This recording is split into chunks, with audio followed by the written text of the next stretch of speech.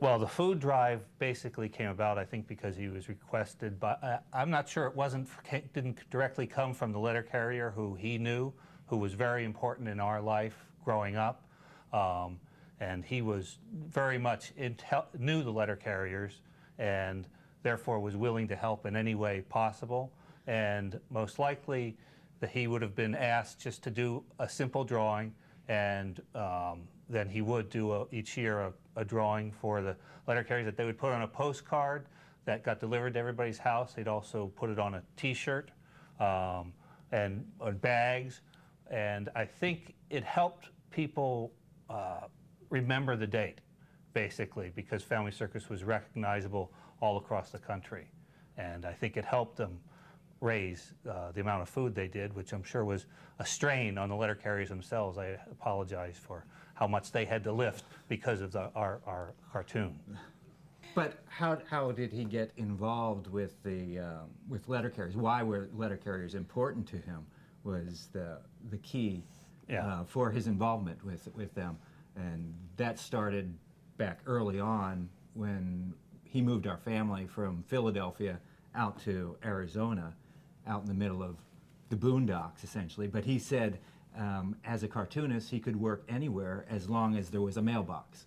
And the letter carrier became his connection to sending out all his cartoons, and it became one of the most important people for his occupation. Actually, as kids, we knew the names of the letter carrier. Who our first letter carrier was named Red, who would come down the street, and because of my dad's need to have the mail, which was the post office itself was too far away for a drive, so that one delivery a day was really important to him. So he would stop the mailman, maybe talk to him and look at his mail and see how, if there was something that needed to be answered, he would then ask Red to wait a minute, and he'd run in the house and do something and come, and sometimes it was going to take longer, so he would ask Red to come inside. Yeah, and Red would sit in the kitchen, and he'd talk, and we'd play around and goof off with the mailman when my dad would go off and zip off a couple of cartoons to slip in or answer some mail, be able to hand it back to Red so that he would take off. And I think eventually, because he was being delayed, Red changed his route, and he would actually he'd be driving on the other side of the street, he'd stop at the house across from our mailbox, he'd make a U-ey and come to and stop at our house, drop off our mail, then make a U-ey and go back down the road the other way, which then my dad would run out to the mailbox, get out those things, run back in, fix them, and then and then he'd ask us, we'd go out and put it back in the mailbox, and then a little while later, here comes Red on our side of the street, stopping and picks up our mail again. Yeah, I mean, we became, I don't know how many houses in the United States got their mail delivered twice a day, but that was our house. Yeah, and got picked up. Right. And because of that, over the years, every mail deliverer, letter carrier would make the same route. They'd come, make that U-turn, head back down, and then so we were getting delivered twice a day, and it was really important to my dad that the letter carriers were that. And basically we, as Chris and I both have thought that his help with the letter carriers was basically saying, thank you for all those U-turns all those days. The success of Family Circus really relied on the mail carrier picking up the mail, getting it delivered, and in those days, that was the only way to get anything. There was no internet, and that's still, but even all the years my dad continued to work, and where I still do it, it's still, he would drop it in the mailbox, and it was the letter carriers who would deliver our cartoons each week, day, or whenever. So it only became natural for him to, when this came an opportunity to do some charity work with the NALC, that he was more than happy to work with them. Well, the Family Circus, the feeling that the Family Circus has was him and our mom. together. Family was so important to them, and friends, and his connection to life itself. And the cartoon, I think, showed that, and that's what people recognize. But, you know, the funny thing is, everything about that is true. And if you asked my other brothers or my sister, that was the connection. If you say the mail, like, oh my gosh, the mail was so important. Yeah. You know, my dad had a cartoon called Sideshow that was all relied on readers' mail. Yeah. And it was all pun humor. You know, it's the worst kind of humor, and so he would torture us with that at dinner each night. You know, But it was reader submitted. Reader submitted, so he relied on them writing to the newspaper, then the newspaper sending it in. And, you know, letter carriers in those days, you know, little kid would just write Bill Keane, You know, Arizona, or Bill Keane, you know, World, and he would end up getting the mail, which was like, wow, that's incredible. Right. And I don't think that happened, you know, today. If necessarily FedEx, yeah, I don't think they'd ever pick it up. Well, I think his legacy is seen every day in the cartoon. I think it was that he wanted people to.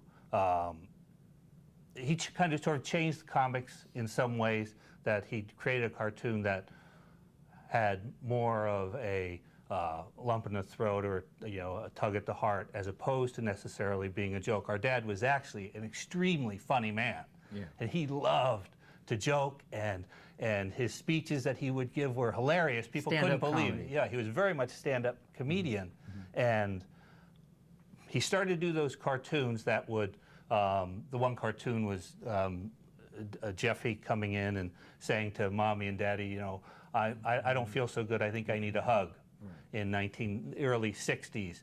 And he got such a reaction to that, and I think then he felt comfortable doing it mainly because of our mom, who, as he always said, was the heart of the family circus, because it was her love for family that really gave him the permission to go, oh, it is okay to write this, and she would encourage him to do that, and that's what made I think Family Circus unique on the comics page, that parents could read it, they could allow their kids to read it, and no matter what generation you were, you might go through a generation where, as a little child, you're learning to read by it, then you reach a teenager, and oh, it's, you know, that's that silly family cartoon.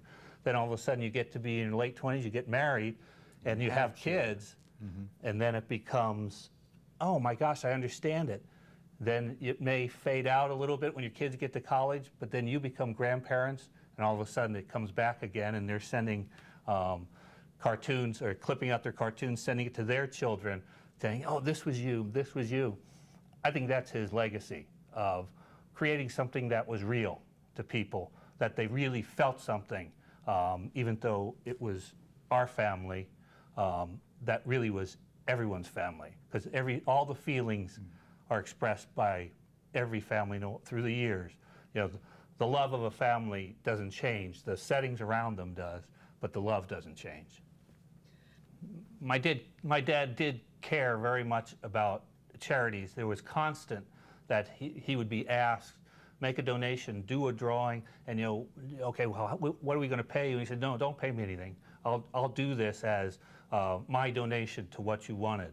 And the food drive was something that was really important. I think he was probably surprised too at how it affected people, because, you know, a simple cartoon sometimes can reach so many people, as opposed to just a sign or whatever. That one symbol became something, and they ended up raising, I don't know, billion, you know, pounds of food, partly because of the cartoon, but really it was a connection between two groups that were working hard. One, my dad did a simple cartoon, but then the NALC took that and used it in so many ways that they made it something that everybody looked forward to each year. And then, of course, the letter carriers were the one who actually every day, or that day, one day a year, had to pick up all that food and deliver it. You know, all I had to do was take out a bag and put it by the side. Well, they're the ones who then had to carry those billion pounds of food and deliver it to the hungry, who weren't really, in those days, getting recognized as much. Well, I think there is some public misconception about him. with his cartoon because he did have much greater variety of things that he worked on than simply the family circus in the newspaper, and that he was constantly involved with charity work, and he enjoyed anything that he could use his work to help other people. So it was very natural for him to look at the letter carriers as something that he would want to be involved with. And Food Drive was something dear to his heart, that and expressed for him, you know, what he wanted to say, and to use his cartoon. It was always a personal thing for him to be able to draw something and make a connection to people. That was his special thing. He really enjoyed getting a reaction from his artwork, and that was really the function of his work, was being able to draw something, see somebody smile, see somebody become happy because of it.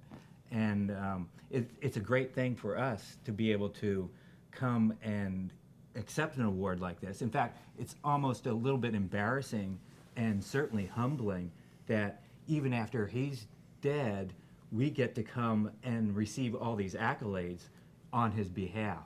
And so it's quite an honor for us to be able to come and accept an award like this. In anything that he did, he knew that he made a difference, and mostly because of the reaction of people thanking him. That was his payoff for everything that he did. It was simply the people coming up and saying, thanks, we appreciate this, we really like it, we're big fans, and that kind of thing. That was his life. That was what he did his work for. It was. It was that, exactly that. I think his gratification was knowing this artwork was not only being seen by everybody, but it was going to be remembered, and clearly it was. I don't know that he knew at the time that it was being remembered. Clearly this award would be his thrill. For one thing, he'd love to get up and do a speech and thank everybody and make them all laugh. But it would be that it's got to be gratifying. You know, you do work for over 50 years, and that it clearly did mean something to people. I've continued the cartoon on, and to be honest with you, if it was any other cartoon, I wouldn't be doing it. But because it's us, because it's our family, it makes it a lot easier for me. When I draw Daddy, when I draw Mommy, when I draw the kids, I think of our family, and I know that our talking, what they say, I think, oh yeah, he would say, oh, Chris might say that. This is how it is. And I think that was what my dad did so well, was to write one simple line that reached out and everybody recognized it at the time. And he was very appreciative that he knew that Jeff would continue the cartoon. Well, that's true. I guess I wouldn't have continued if he didn't really, he wanted it to continue on. Right. Which was important. He did not want it to just fade off. He wanted that, he had built this idea, this concept of the warm-hearted cartoon, and he knew that Jeff would take this on.